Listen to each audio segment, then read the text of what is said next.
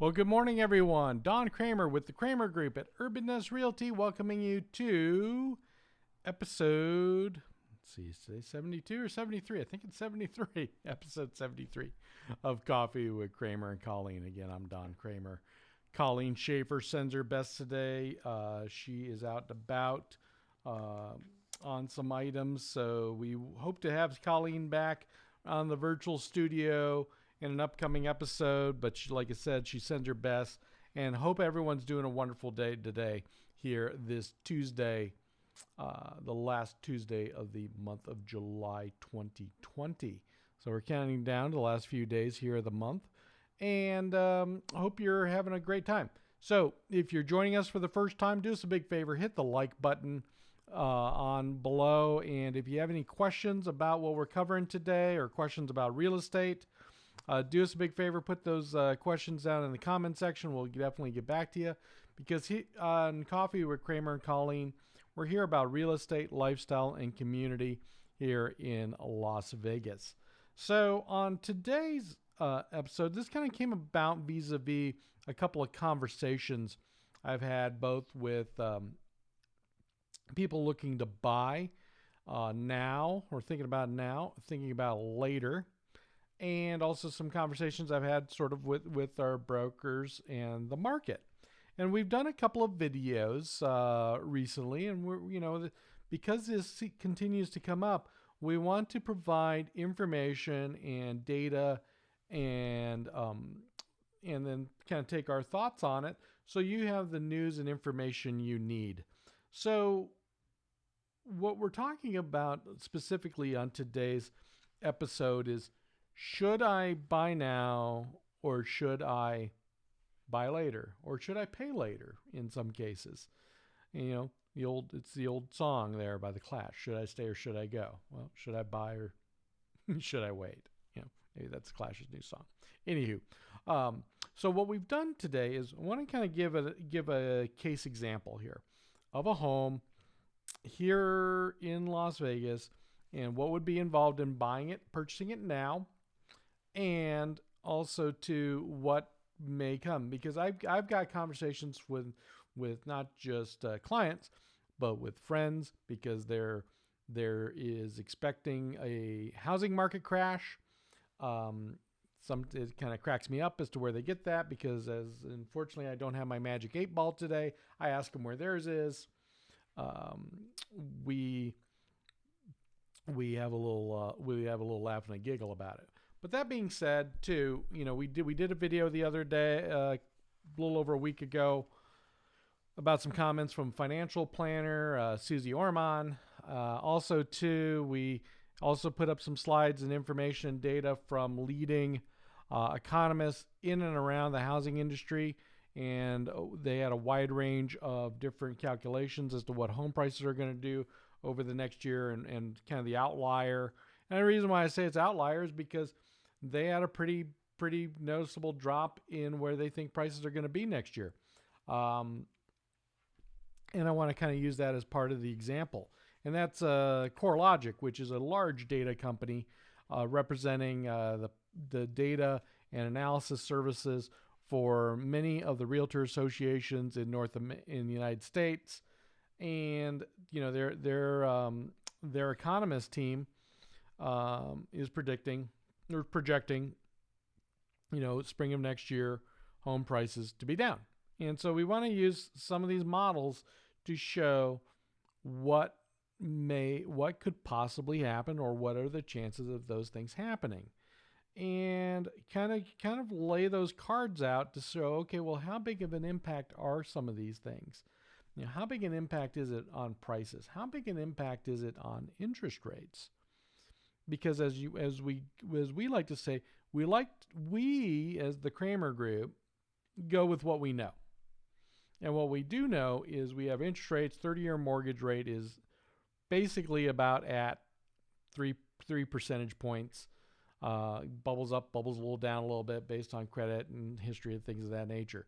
So we know that that's the case right now. We also know that, in this example, we have a good house as a representative example, and I want to apply what that would look like now and then what we could look at here in the future based on a couple of variables, because it is about variables. If we're going into the future, we're projecting a thing. Well, we like to, basically we're projecting out models, and I'll give you a good example of that. Let's take a look at this right here. This is a possible storm that may turn into a hurricane, and as you can see, all these different meteorologists, weather experts are projecting where this storm may go. It may go all the way from the tip of Florida and Miami all the way up the eastern seaboard, and then some even straight out into the Atlantic and not even touch the United States. But again, it's in the early stages. They're trying to project where it's going based on the data they have and the models that they're applying against it in trying to determine what's going on. So there's assumptions, but it's also based on data, and there's probably also sort of margins for error. So when we project these things out, even, in myself, we'll go with the things that we know that we can control, and we also want to play let's see what goes on. And there are things that may change along the way. Now, there are some of those things that are unpredictable. As Don Rumsfeld once called them, the unknown unknowns. Another term that is used a lot, I like, it's used quite a bit, are black swans. Now, black swans sometimes appear, and those things, we have to deal with those. You could probably argue that COVID-19 was a black swan event. Well, could there be any black swans between now and this time next year? Yeah, absolutely. Look at COVID-19. We could have murder hornets on the rebound again. But anyway, if we don't have any black swans, then we have more data that we have more known things and less unknown unknowns to help make projections. So let's kind of begin with this house here real quick. So this house is 2,000 square feet. So we're gonna pull this guy up. So it's a little over 2,000 square feet, 2076. It was built in 2016, so fairly new. It is in one of the newest Summerlin villages, and its list price is just shy of $500,000. And in our case here, we're going to use the $500,000 roundup. So we'll just say, hey, let's say they priced it. If we get some demands, it goes into contract because it's a buyer's market, or it's a seller's market right now. Multiple offers. It goes into contract of $500,000. But this kind of gives you a good representation of what a near $500,000 home today in West Las Vegas, Summerlin area, master plan community would get you. 2,076 square feet, 3 bedrooms, loft, 2.5 bath. We're looking at a 2-car garage and no pool. So, but a nice backyard, probably room to place at least a small pool in the backyard if you wanted something like that. It is, like I said, in one of the more popular Summerlin villages. So it's also, next to some really new modern schools. So it's an area that is also very desirable for school districts. So this is what $500,000 will get you. And like I said, it was built in 2016. So it's a pretty new property. Wouldn't have to do anything to it. All right. So if we move on there, so let's kind of look at a few things here on this projection. So we're looking at a sales price of $500,000. And to keep it simple, we're going to do a down payment of 20%, or in this example, $100,000. And we're going to go with the interest rate, which is approximately basically at 3%. So we're going to plug in 3%. The reason why we're going with the 20% down is because we don't want to worry about things like PMI, things of that nature. It's a clean loan. People saved up, or they're selling another house. They've got equity in it. So they're applying that $100,000 towards down payment, so we can just really focus in on payment and interest rate. So you can see what a traditional 20% down loan would get you, which is a good solid in and on a 30-year mortgage. So this is kind of bread and butter core loan. So we're looking at a couple of examples here. So let's go to the next slide. So based on that, we're looking at this $500,000 house, and let's say 3% interest rate. So you're looking at 500,000, 100 down. Your loan balance is 400,000. Your payment at 3% is principal and interest is $1,686.42. So that is a pretty good amount, because I remember when I bought my house in Summerlin, this is over 20 years ago now, we were in a loan that was about $330,000, and with the interest rate, principal and interest, and it was a 20% down loan, we were at $2,200 a month. So we were able to afford $2,200 a month, and that was way back when. So I mean, $1,686 a month. It's pretty darn good rate. That kind of gives you an idea how far your dollars would go on a $500,000 loan, 20% down. So I want to use the next example, go to the next slide, and show you about the situation. Let's use the CoreLogic example. And what they were saying in Las Vegas was that Las Vegas would decrease by 22%. They were saying 6.6% nationally, but 22% down next year. So with that in mind, if we went with the CoreLogic example and went down to the next piece here, let's see what that would look like. So that house, if CoreLogic's example plays true, their model plays out based on their reasoning, the house that is currently $500,000 today should look like $390,000 approximate this time next year. So if you were to, again, at that point in time, buy that house on a 20% down mortgage, you'd be putting $78,000 down, and you'd be financing $312,000. Now, here's the catch. The catch is the interest rate, because we don't know what the interest rates may be. Because if we're that solid about the decline, how solid are we about the interest rates? And I want to show how this plays into effect. Now, overall, if interest rates stay the same, you're looking at a payment of $13, $15, $40 a month. That's a great interest rate, or that's a great payment with that interest rate if everything holds the same. Now, interest rates over the last year have changed up to 1 full percentage point, a little over a year. And if you look at a year ago, the interest rate was about 3.75. So if we could have a change over a course of 12 months of 0.75 interest rate, we're now looking at a payment of $1444.92, which is still better than the $1686. And then if the payment goes to 4% interest rate, you're looking at just shy of $1,500. Again, a bit of a savings.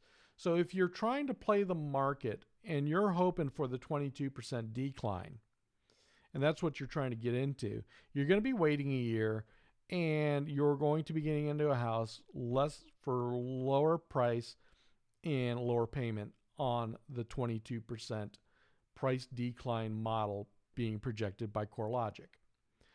So that's what I wanted to show as an example. So that's, I think, what people are kind of playing towards. And when we're planning towards, is saying, okay, houses are going to fall. We're going to talk about, we won't get into sort of the reasons why, but, they're pretty much out there in the news. And so they're thinking that, okay, there's going to be a 22% drop. I'm going to go buy them because I'm going to get a killer deal and look at my payments. Okay, so you're going to wait a year. You might continue to rent. You might stay where you're at, so on and so forth. I'm not going to get into that argument or that discussion, but just to kind of show you what those look like. Now, again, this is a model. like the hurricane example we showed you. So, okay, they're looking for, okay, this thing's going to hit Miami. Well, what if it goes up further up into, let's say, the mid-Atlantic? Let's start saying like, North Carolina. So what, and I know that sounds kind of awkward to say, but let's say now we're looking at maybe not a 22% decline, but let's say a 10% decline. So let's see what that would look like. So that $500,000 house is now $450,000. So you're putting 90% down. Loan balance is $360,000.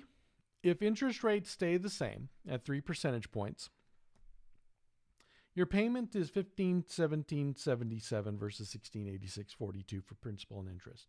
So you're saving about $170 a month, just under that for this particular home. You're also putting a little bit less down, $10,000 down.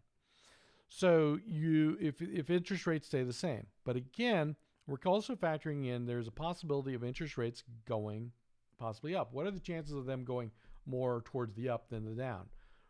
Pretty much towards the up. And we'll talk about how markets and interest rates, in a future video can happen. But historically, if you look at it, we could easily see a 0.75 to 1% sway in interest rates. So if we go to 375 next year, we're looking at 1667.22. So you're just under $20 a month you're saving. Now, if the interest rates now go up to 4, you're looking at 1718.70. So even though you have a 10% price decline in principal in the price of the home, if interest rates went up a full point, which was, we had 4% interest rates spring of last year, you're actually paying more per month for the home. Because ultimately, when you're buying a home, it isn't all necessarily the sales price. It's about affordability, because we all are making money vis-a-vis a job, W-2, or 1099 employees, contractors, things of that nature. We're getting money in. It doesn't all come in one chunk over the course of the year, and then, or we're going to give you a lump payment for the next 10 years. Sayonara. No, you're getting paid on a regular basis. So based on your payment on a regular basis, you're going to have expenses, and one of them is going to be principal and interest on the purchase of a home. So again, if we are looking at a 10% decrease, but we have a 1% increase in the interest rate, you are actually behind on your monthly payment. Now, you save some on your down, but over the lifetime, the real costly number is the principal and interest. Now, let's look at it, and that's on a 10% discount on prices, so a 10% drop. Now, let's look at it from this standpoint. Let's say there's a 5% decline in prices. So based on that, now we're looking at a purchase price of $475 versus $500. We're putting $95 down versus $100, so we're only putting $5,000 difference down. And so we've got a loan balance of $380 versus $400, so $20,000 less. At 3%, we save about $84 a month, which is the gym membership at 24 Hour Fitness for 2 people, which is probably a decent dinner out and a bottle, nice dinner out and a bottle of wine, or dinner out for a party, family of 4, each month at 3%. So, is that big enough savings there? Now, if we go to, again, the interest rates, let's take a look at those. At 3.75, that $475,000 house becomes $1,759.84 a month. Now you're going the opposite way, where you're paying about $75 more, or just shy of $75 more a month. If the interest rates go up to 4%, now you're paying $1,814.18 a month for that loan. So if you're waiting and home prices go down 5%, and at the same time the interest rates go up a full percentage points, you've lost money. Yes, you probably saved a couple $1,000s on your down payment, but you're already spending over $100 more a month. Now, that's on a 5% decline. Now, what happens? Now, this could be another extreme.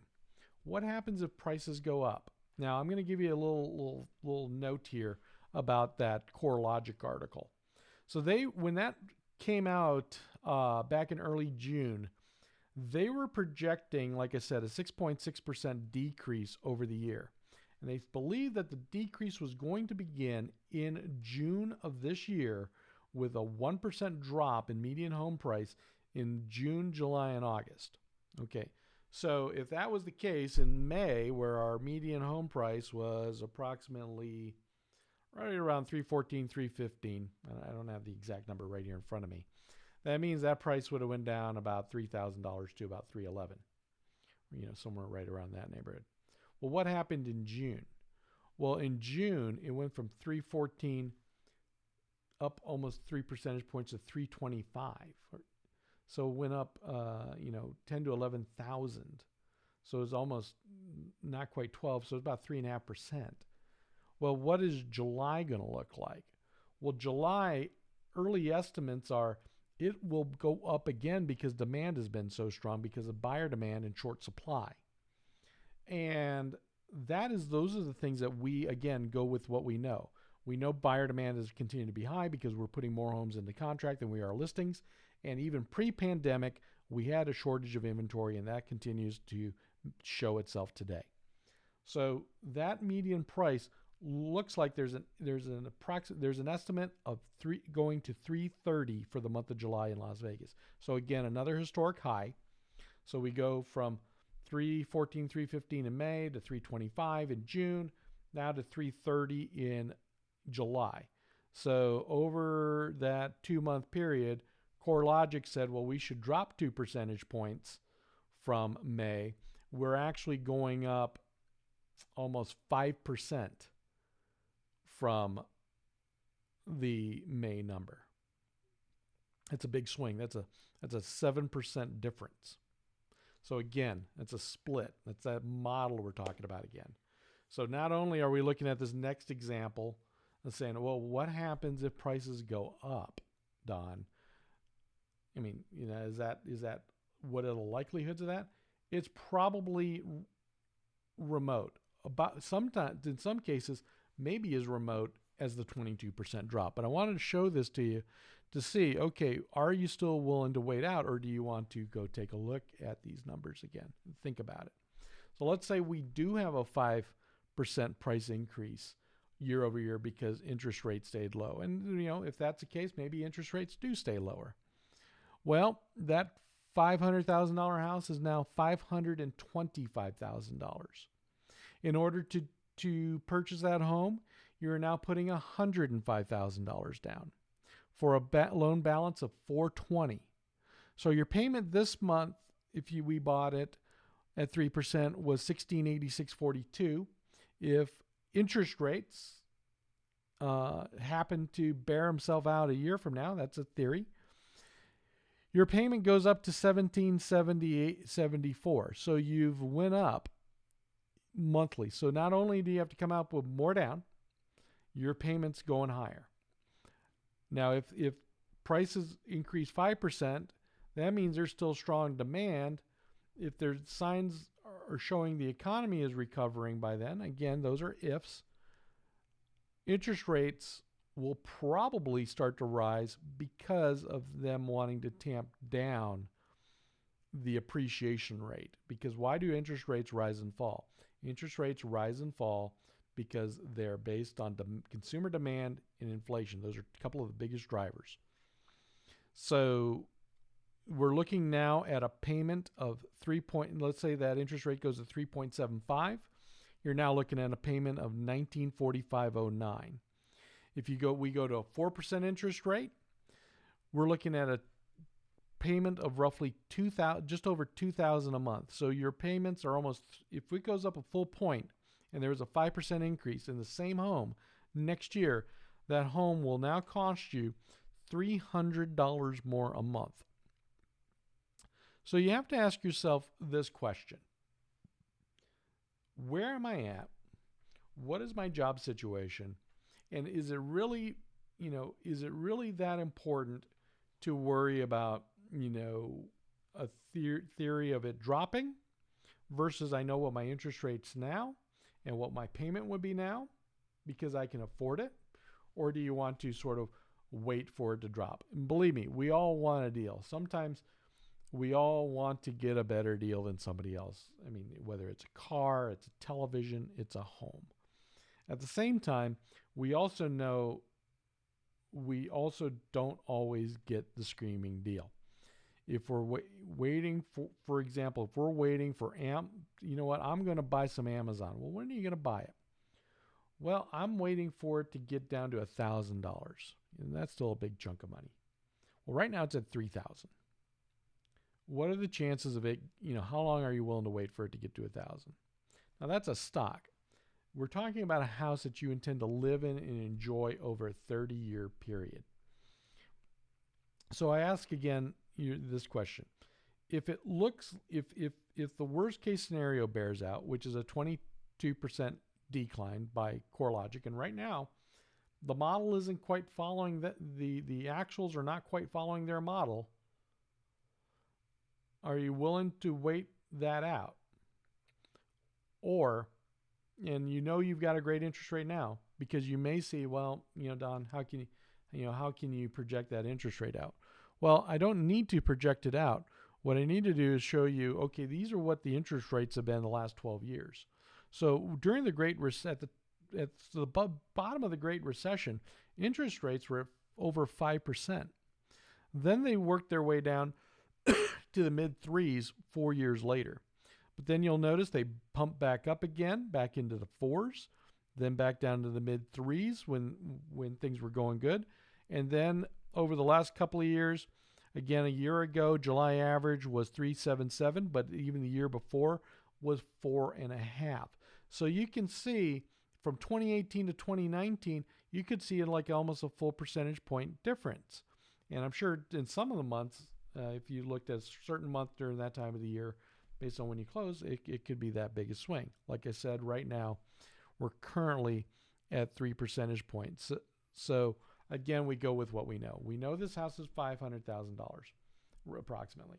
We know the interest rate is 3%. And if you did a 20% down loan, we know that your payment is $1,686.42. The question is what is the real reasons why you're waiting? And if you're waiting for specific reasons, you're like, okay, I don't know. Or you know what? You want to have the conversation, and at the same time, you're still worried about something. Well, let's have that conversation. But if you're waiting for the market to crash, you could get a great deal. The question is what happens if it doesn't crash and you see something like a 10% decline or a 5% decline, which are probably have a little higher probability of coming to than the 5% increase and the 22% decline. Those are probably kind of the extremes. So if we kind of go in the middle there, and we know we've seen interest rates go up by 0.75 of a point year over year, and in some cases almost, through a year, running year, almost maybe a full percentage point. What, is that ultimately is that payment where you want to be? So that's the question to ask yourself. I'd love to hear your thoughts on it, and I wanted to provide these examples because this way you can kind of see what you need to factor in your decision making. Again, it's not always all about what the house price is. It's about what you can afford to pay. Now, again, we have a lot of clients that are not able to do a 20% down. But again, this is not a $500,000 mortgage, and we have quite a few clients doing that. FHA, they may have to save up a little bit, 3.5%. VA, that's a pretty liberal with regards to down payment. So again, we're looking at historically low interest rates. And one final note. If you're thinking about, you know what, I'm going to wait because I'm waiting for the market to crash because I'm in my home right now and I bought it, let's say in 2011, 2010, 2011, 2012 at near the bottom of the market and I've done well. You know what? I applaud you. Congratulations, because I didn't buy any property in 2010, 2011, 2012. You done well. Over that 10-year period, you bought it at a low, you sold it at a high.